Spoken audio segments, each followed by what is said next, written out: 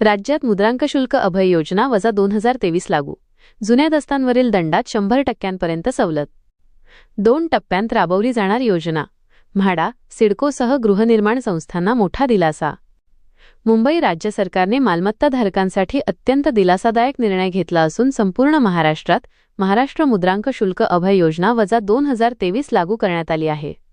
या योजनेअंतर्गत 1980 ते 2020 या कालावधीत निष्पादित केलेल्या मात्र कमी मुद्रांक शुल्क भरलेल्या किंवा नोंदणी प्रलंबित असलेल्या दस्तांवरील मुद्रांक शुल्क आणि दंडाच्या रकमेत मोठी सूट देण्यात येणार आहे.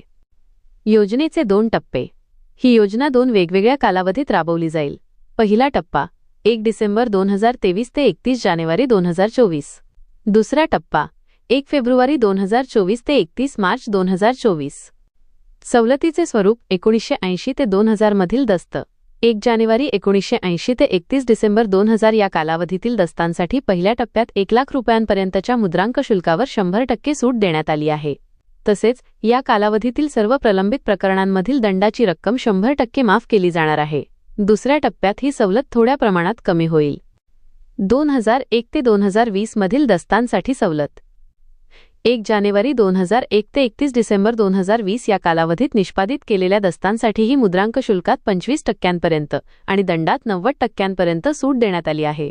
25 कोटींपेक्षा जास्त मुद्रांक शुल्क असलेल्या प्रकरणांसाठी दंडाची कमाल मर्यादा 1 कोटी ते 2 कोटी रुपयांपर्यंत मर्यादित करण्यात आली आहे. कोणाला मिळणार लाभ? ही योजना निवासी, अनिवासी आणि औद्योगिक वापराच्या मालमत्तांसाठी लागू राहील. प्रामुख्याने खालील क्षेत्रांना याचा लाभ घेता येईल. म्हाडा, सिडको आणि झोपडपट्टी पुनर्वसन प्राधिकरण SRA या प्राधिकरणांमार्फत वाटप करण्यात आलेले गाळे व सदनिका. सहकारी गृहनिर्माण संस्था, मानवी अभिहस्तांतरण, डीम्ड कन्व्हेयन्स प्रलंबित असलेल्या संस्था. पुनर्विकास प्रकल्प, जुन्या इमारतींच्या पुनर्विकासासाठी केलेले करारनामे. इतर, साठेखत, बक्षीसपत्र, गहाणखत आणि कंपन्यांचे विलिनीकरण यांसारखे दस्त. महत्त्वाची अट: केवळ शासनमान्य मुद्रांक विक्रेत्यांकडून खरेदी केलेल्या किंवा सक्षम प्राधिकाऱ्याने मंजूर केलेल्या यंत्रणेमार्फत घेतलेल्या मुद्रांक पेपरवर निष्पादित केलेले दस्तच या योजनेसाठी पात्र ठरतील. साध्या कागदावर केलेले दस्त प्रथम वाटपपत्र वगळता या लाभासाठी पात्र नसतील असे स्पष्ट करण्यात आले आहे. नागरिकांनी या सुवर्ण संधीचा लाभ घेऊन आपल्या मालमत्तेचे दस्त नियमित करावेत असे आवाहन महसूल व वन विभागातर्फे करण्यात आले आहे. व्हिडिओमधील शासन निर्णय व परिपत्रक आपणास हवे असेल तर ते आपल्या शासन निर्णय व परिपत्रक या टेलिग्राम चॅनलवर उपलब्ध करून देण्यात आलेले आहे.